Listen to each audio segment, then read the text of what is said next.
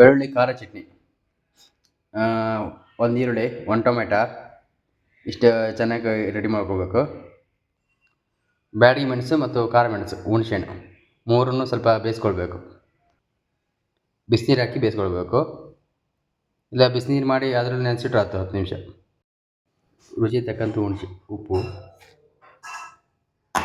ಎಲ್ಲ ಒಟ್ಟು ಹಾಕಿ ರುಬ್ಬಬೇಕು.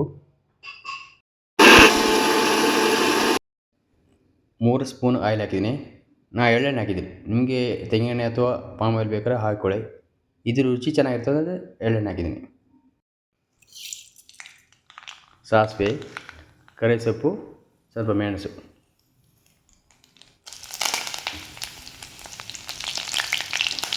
ಗ್ಯಾಸ್ ಸ್ಟವ್ ಆಫ್ ಮಾಡಬೇಕು. ಸ್ವಲ್ಪ ಬೆಂಕಿ ಹಚ್ಚಿದ್ದೀನಿ, ಗ್ಯಾಸ್ ಸ್ಟವ್ ಆನ್ ಮಾಡಿದ್ದೀನಿ.